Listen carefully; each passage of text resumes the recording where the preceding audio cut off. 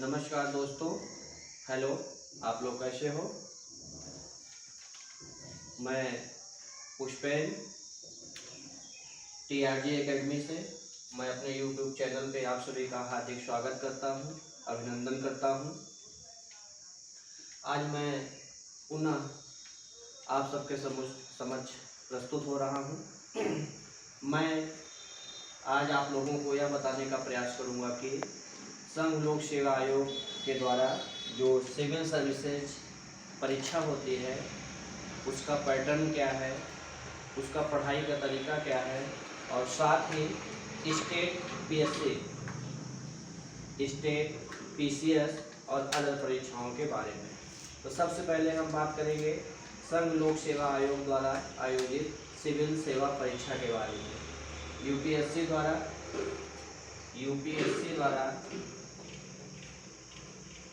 आयोजित CSC की परीक्षा के बारे में। CSC का मतलब होता है सिविल सर्विसेज एग्जामिनेशन, आप जानते हैं, सिविल सेवा परीक्षा। इसी के तहत IAS, IPS, IFS का मतलब विदेश सेवा, इंडियन फॉरेन सर्विस, साथ ही IARS एवं अन्य केंद्रीय सेवाएं। यूपीएससी क्या है, यहाँ पे डिफ्रेंशिएट करने की जरूरत है। लोग इसको एक मान के चलते हैं, ज़्यादातर लोग इसका अंतर समझ पाते हैं। यूपीएससी का मतलब होता है यूनियन पब्लिक सर्विस कमीशन, जिसको हिंदी में कहते हैं संघ लोक सेवा आयोग। और जो CSC है उसका फुल फॉर्म होता है सिविल सर्विसेज एग्जामिनेशन। इस एग्जाम के अंदर विभिन्न प्रकार की सर्विसेज के लिए परीक्षाएं होती हैं। तो यूपीएससी क्या है? तो यूपीएससी को एक शब्द में कहेंगे केंद्रीय भर्ती अभिकरण। यूपीएससी क्या है? यूपीएससी है सेंट्रल रिक्रूटमेंट एजेंसी, केंद्रीय भर्ती अभिकरण। ये जो यूपीएससी है यह संवैधानिक संस्था है। संवैधानिक संस्था का मतलब होता है ऐसी संस्था जिसका प्रावधान कहाँ पर हो? संविधान में। संवैधानिक संस्था है और संवैधानिक संस्था है तो यह एक स्वतंत्र अभिकरण है। इसकी अपनी कार्यशैली स्वतंत्रता पूर्वक संचालित होती है। जब यह एक स्वतंत्र अभिकरण है, संवैधानिक संस्था है, तो यहाँ पर यह देखने का प्रयास करेंगे कि संविधान में इस संस्था का कहाँ उल्लेख है। तो इसका उल्लेख संविधान के भाग 14 में है। संविधान में भाग 14 में संघ लोक सेवा आयोग का प्रावधान किया गया है और इस भाग 14 में 315 से 323 तक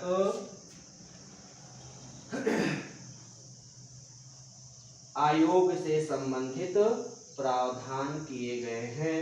आप सभी को पता है कि 324 से निर्वाचन आयोग के बारे में प्रावधान शुरू होते हैं।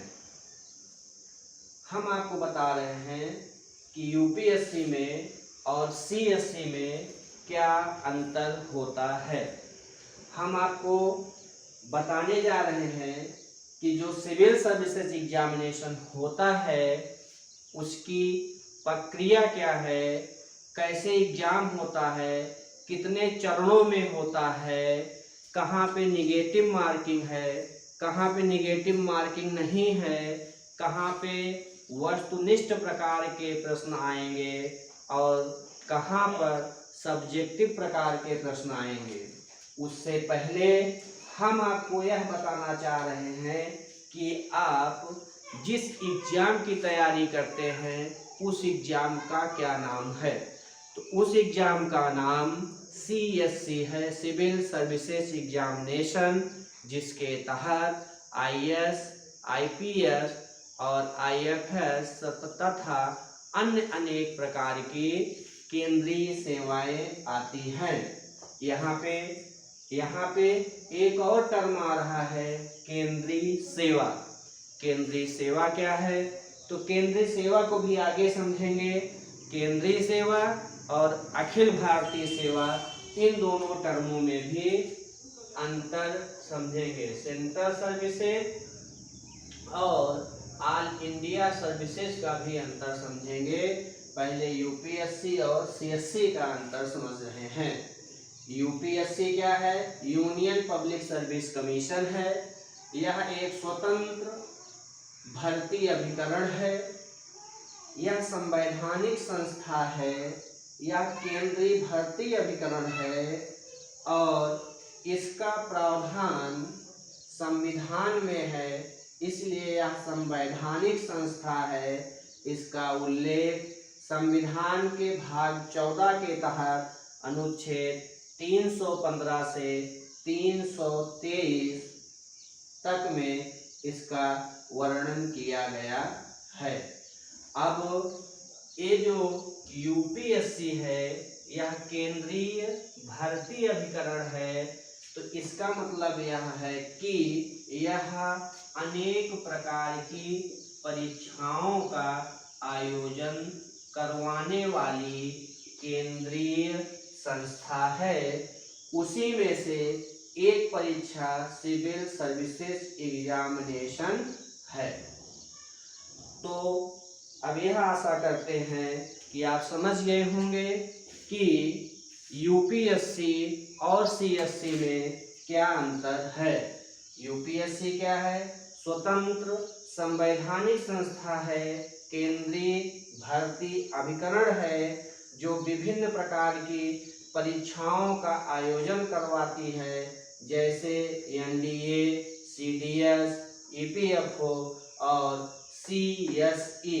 CSC का मतलब सिविल सर्विसेज एग्जामिनेशन, इसी में IAS, IPS, IFS का मतलब इंडियन फॉरेन सर्विस और अन्य अनेक प्रकार की केंद्रीय सेवाएं। केंद्रीय सेवा, ये जो IAS, IPS और IFS का फुल फॉर्म यहाँ पे भारतीय वन सेवा, Indian forest service.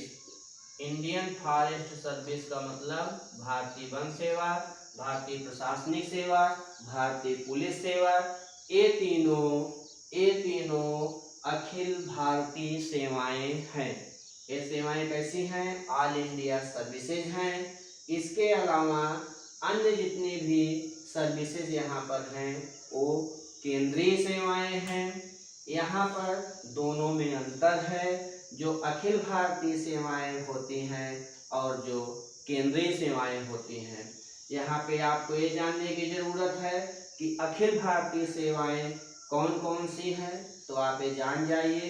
Indian administrative service, Indian police service और इंडियन फॉरेस्ट सर्विस। ये हो गया आपका अखिल भारतीय सेवाएं। ये जो IFS है, इसका मतलब इंडियन फॉरेन सर्विस नहीं लेंगे। इंडियन फॉरेन सर्विस जो होती है वह केंद्रीय सेवा है, ना कि अखिल भारतीय सेवा है। तो हम फिर वहीं पर आते हैं कि UPSC क्या है और उसकी कार्यप्रणाली क्या है। तो हम आपको यह बता रहे हैं कि UPSC एक स्वतंत्र भर्ती अभिकरण है। अब इसकी संरचना देखते हैं, UPSC की संरचना।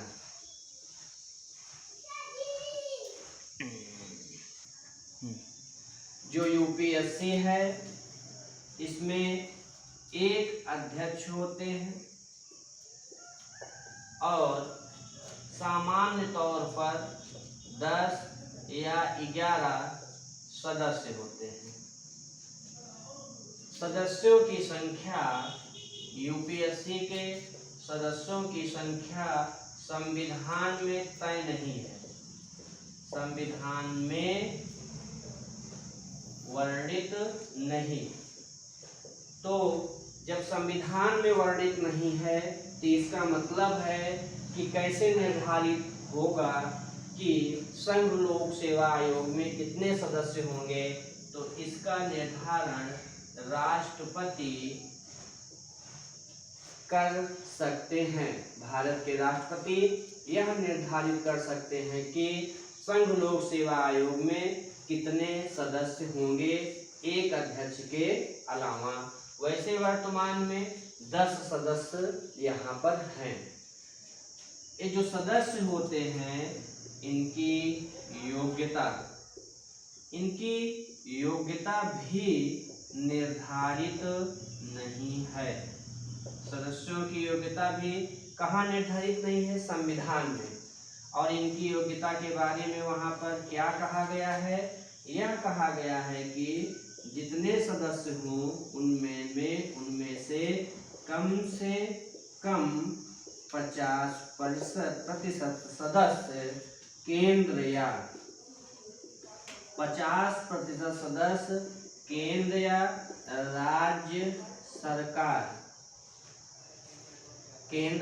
राज्य सरकार में 10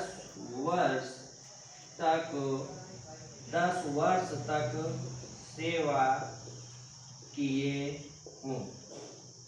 तो आपसे अगर यह पूछा जाए कि जो संघ लोक सेवा आयोग के सदस्य होते हैं उनके लिए क्या पैमाना निर्धारित किया गया है संविधान में, तो आप यह बताएंगे कि कम से कम 50% सदस्य केंद्र या राज्य